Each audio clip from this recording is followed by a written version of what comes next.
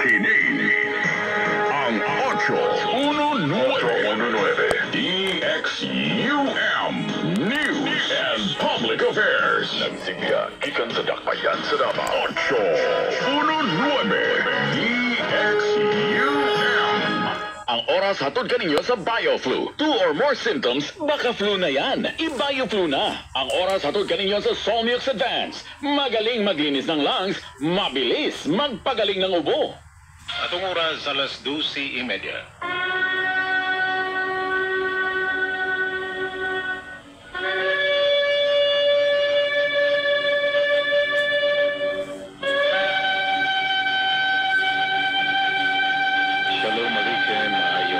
Sa pinagdarabasok, welcome to the Balik Hebrew program din sa DXUM Radio kay 819 kHz.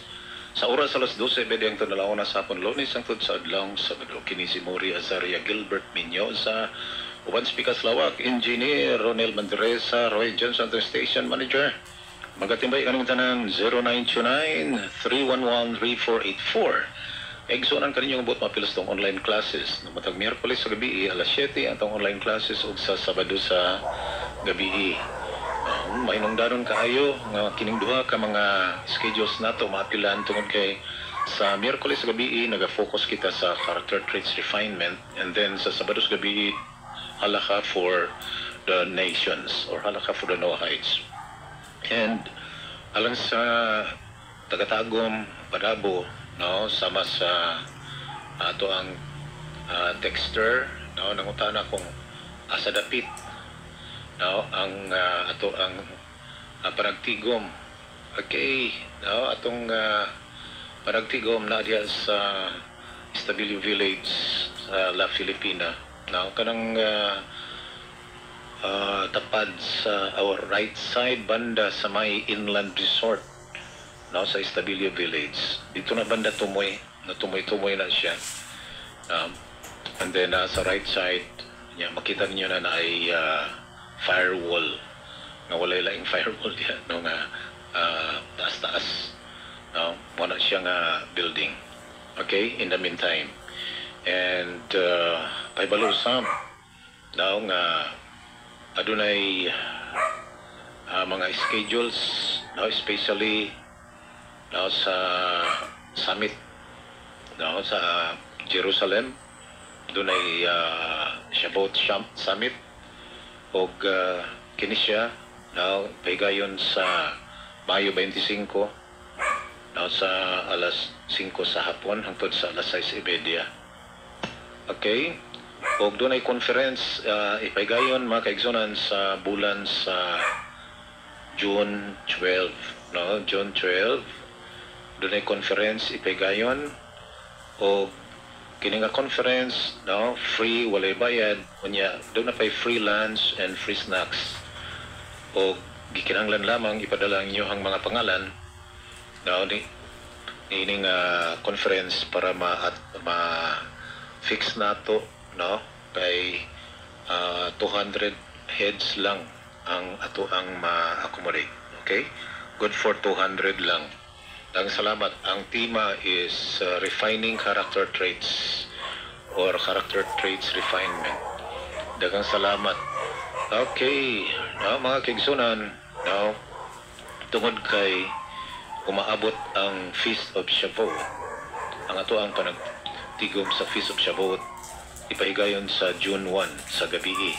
No, June 1 sa gabi, no, og magdalata og banquet meal og mga prutas kay judgment for the fruits usab kini nga adlaw, and then doon ay Torah reading hangtod sa midnight, and then pagkabuntag na pud sa iyo alas 8, no, ang pagbasa sa Asherit Hadivarim in Hebrew, English and Bisaya.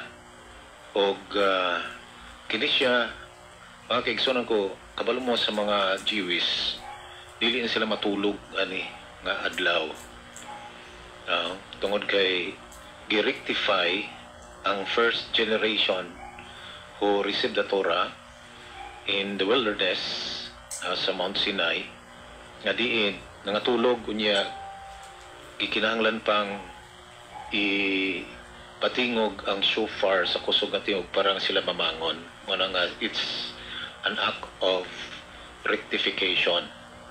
Okay? So, mahinot ako nga atong mga tao nga makatura mo join. O kung mag-iskuta og Torah, kini siya na reveal sa tuig 2448 from Adam. That means 2448 katuig gikan paghimo sa tao nga mao ang last created or last creation ni Hashem sa 6 days creation.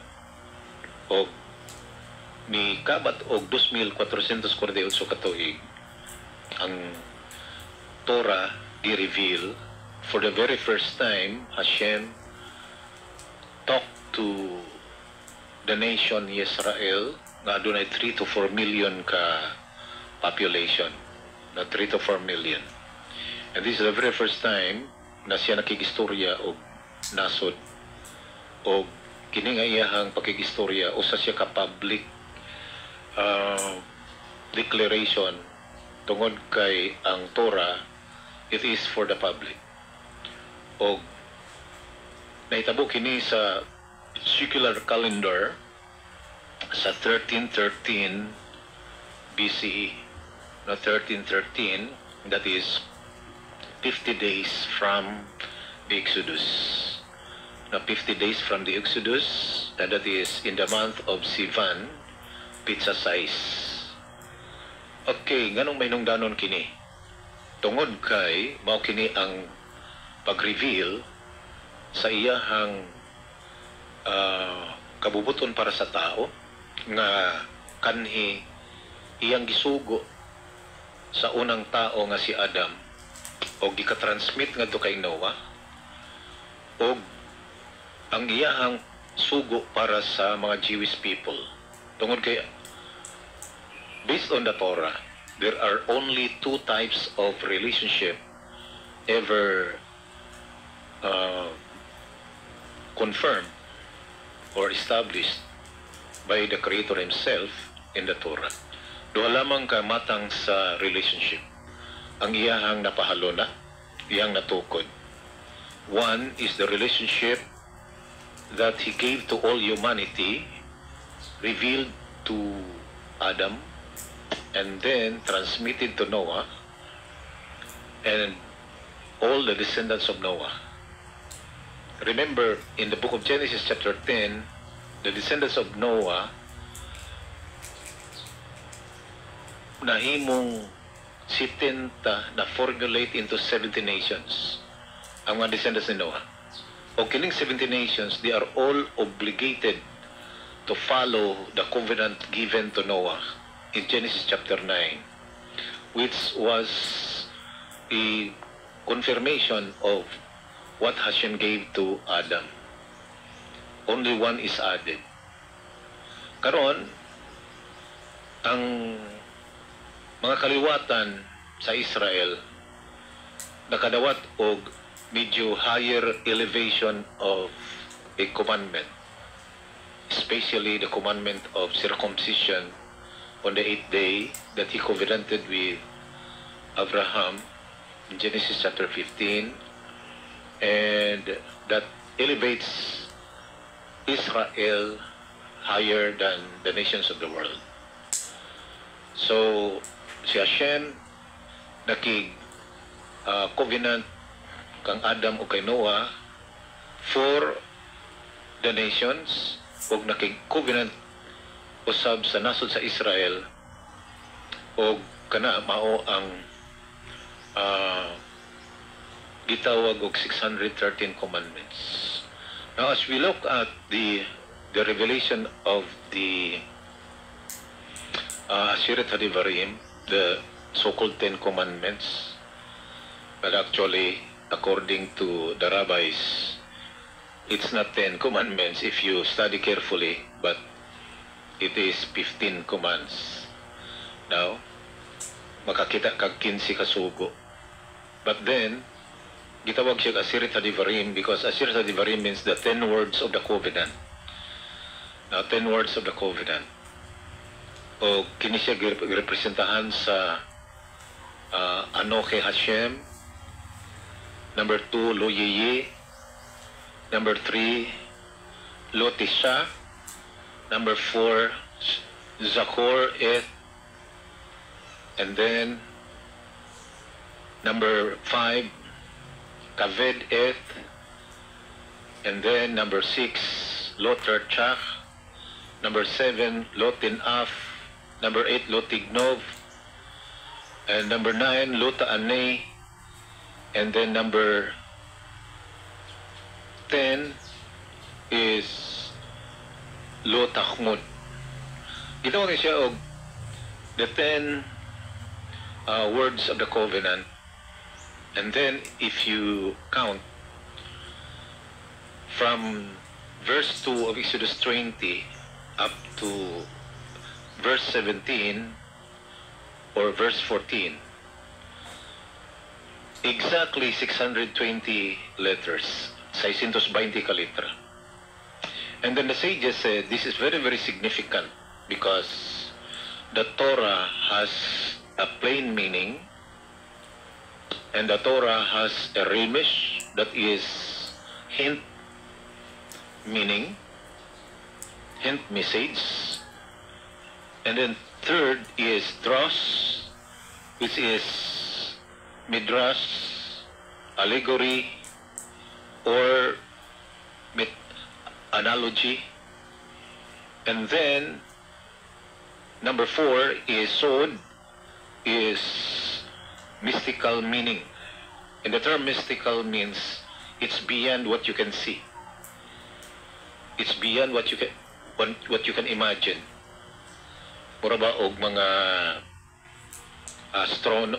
astronomy nga dili makita sing mata, and yet scientifically it is explained.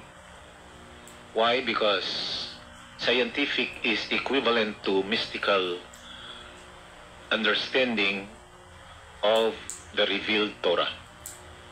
Karon ang Asirit Hadivarim nga naukit sa papan nga bato.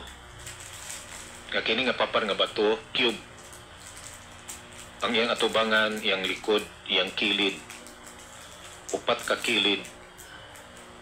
Now, left, right, and then up and down, top, below, front, and back. Kini ang unom ka corners nga diin mabasa ang Torah. You can read the Torah from these 4 corners. Kung asa ka nagtindog, mabasa nimo.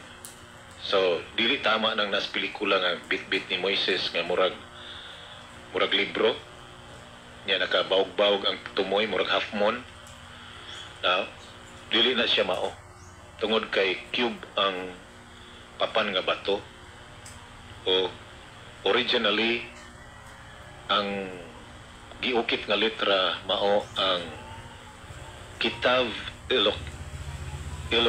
Elohim, and then the Kitab Elohim, that means it is a script from heaven, script gikan sa kalangitan, ug kana mao ang square form Hebrew nga dili mao ang gisulat ni Moshe.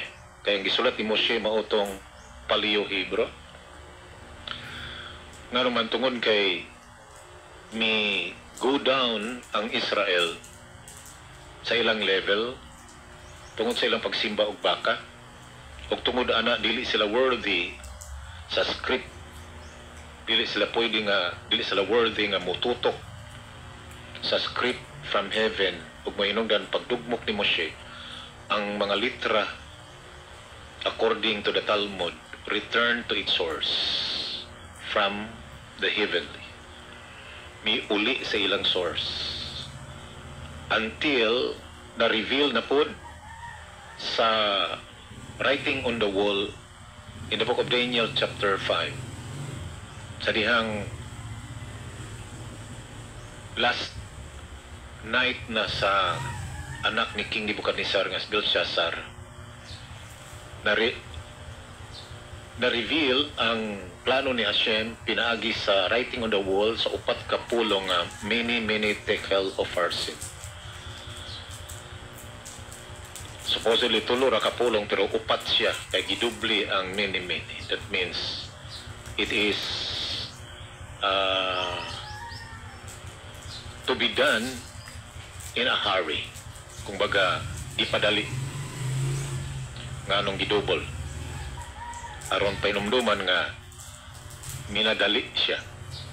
Kung painumdan pagkagabi gisulong sa Medes ug unya nailog ang kingdom ug nahimong kingdom of Medes and Persians. Unsa to nga litra walay si bisan kinsa makabasa gawas lamang kang Daniel nganuman tungod kay master sila mubasa sa palio nga gisulat ni Moshe, and yet ang script from heaven si Moshe man lang ang nakakita, not until nga gi-reveal ganto kay Daniel walay lain. Og si Daniel, he learned how to read perhaps through the malak, through the angel nga natudluan si Daniel o siya ang nakabasa. O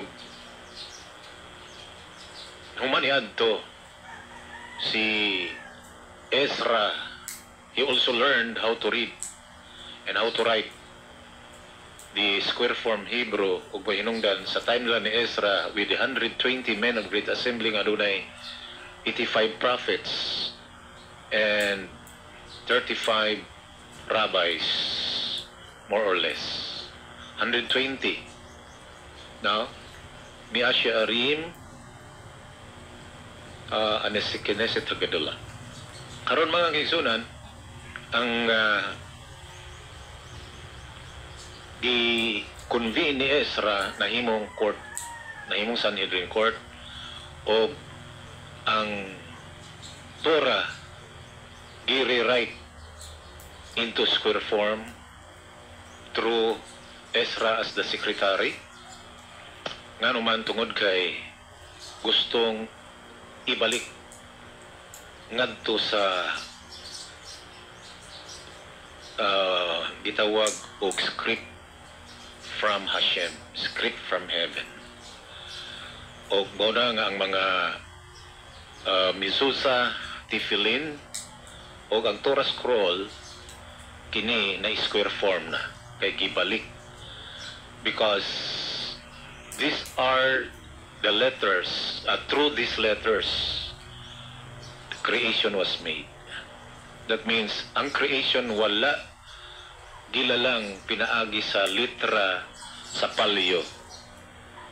Ang palio sa pagsulat na lang ni Moshe apan sa creation ang gigamit ni Hashem mao ang script from heaven nga mao ang square form. Mao nga sa mga Jewish, they are also inventing a secular script. Now, nga naman tungod kay bawal gamiton ang mga square form text sa mga secular nga gamit. Tungod kay kini siya sacred text, sacred script. Ug mahinungdan nga moadto mo sa Israel, ang matindahan dito dili square form ang mga pangalan kundi ang ilahang secular script. Sa una di ko kasabot nga ano apan tatak na nga kita makakaton na makasabot ta maabli itong mga mata nga pagkalalong yun sa level sa understanding sa mga Jewish mabitaw mga kaigsunan nga dapat ang Jewish mao gyud ang manudlo kay naitabo manggod no labi na diri sa Pilipinas daghan po kayo nga tulutod og Hebrew unya ga patuo no ila na hinoong gi-invento no ila pang gidaot ang pangalan nga ang pangalan sumala sa Hebrew hinted lines sa Exodus 3:15 na Zesheme li Alem That means this is my name to be hidden in secret. Ze sekre ledordor, that means which I am to be remembered from generation to generation. That means ang litukon, it is only a remembrance. Zekre, that means my remembrance. The moment you say Hashem, it is a remembrance of the four-letter name, the Yud and the He and the Vav and the He. If you say Adonai, it is only a remembrance of the four-letter name. If you say Elohim, it is a remembrance of the four-letter name. If you say HaKadosh Baruch Hu, it is a remembrance of the four-letter name. If you say Havaya, it is a remembrance. Sesekre ledurdur. This is my remembrance from generation to generation. Minana siya mga kaigsunan. Huwag dapat lang musunod ta sa mga Jewish nung kang murag magpakaroon ingnon ta nga murag mas manggialabon pa ta. Now, kung yung Jewish mo mali niya, ikaw na yung tama niya, gahapon lang ka. Wala mga kaigsunan. Now, minungdanon kayo nga nung ang mga Jewish mo dyan atong paminahon sa pagtudlo sa Torah. Karon sa 620 letters nga square form nga naukit sa original nga bato, papan nga bato, kini siya adunay significance with regards to the laws for humanity and the laws for Israel. The 613 stands for the 613 commandments for Israel, with 365 negative commandments and 248 positive commandments. And then ang 7 mao ang laws for humanity that he gave to Adam, transmitted to Noah. That means ang 10 commandments na intertwined ang 613 commands that he gave to Israel and the 7 commandments that he gave to humanity. Atong ikaisgutan na no, sa nangagi. Unya, misangkuta sa kaved et aveka vet emeka. Ang ika-unom mao ang law tertia. That means, thou shall not commit murder. So, makita nato nga ang third commandment sa laws for humanity is do not shed blood. O nalakip na ang bawal ka manakit og tao, both physical, emotional, and psychological. Bawal ka mubuhos og dugo. Nang bawal siya. So, makita nato, mga kaigsunan ko, na na intertwined siya. Next is law 10af. That means thou shalt not commit adultery. And that is the fourth commandment of that he gave to humanity, gave to Adam and Noah. And that is no to sexual immorality. Bawal makigrelasyon sa mga babae nga forbidden, mga babaeng minyo. And then number 8 is law tignov. That means dili mangidnap. Kaya kanang tignov, dili na siya ordinaryo nga thou shall not steal. The proper translation is thou shall not kidnap. Ngano man tungod kay ang pinaka mahal ga item nga ginakawat sa tao mao ang tao.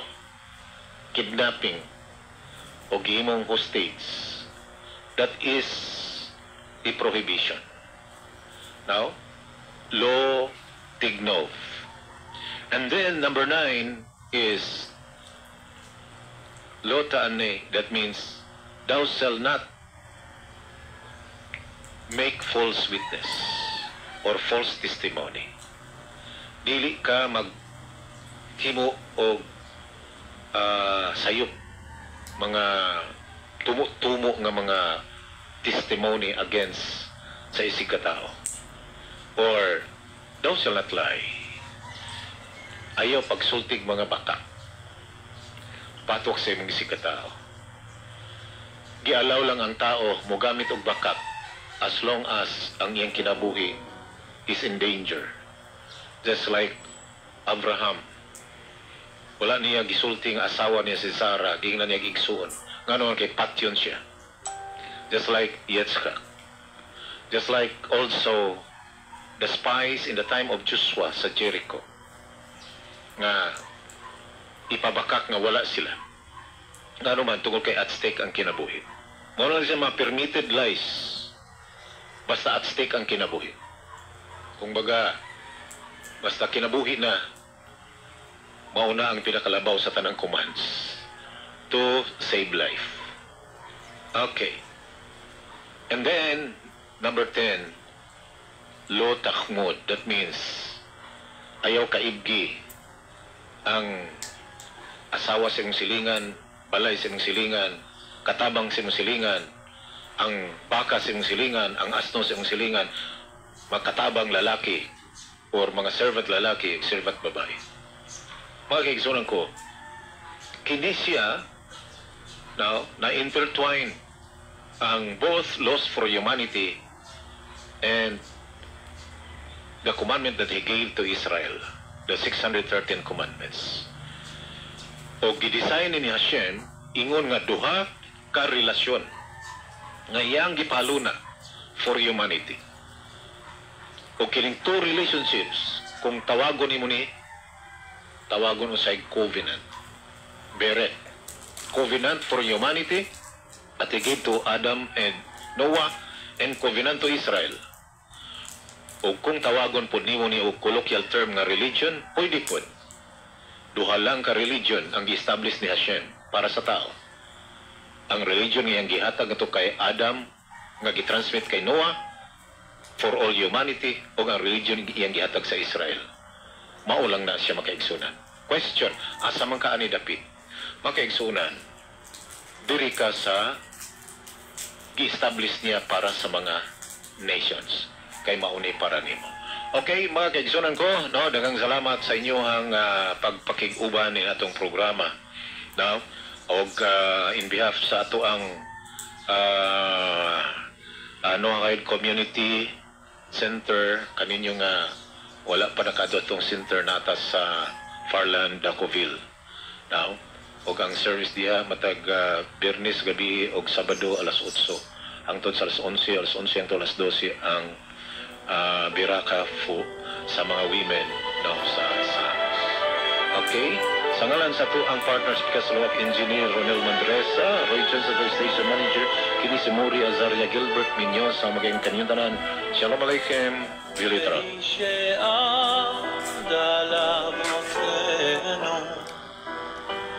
Paminawa ang programang Balik Hebrew uban ni Brother Gilbert Minyoza.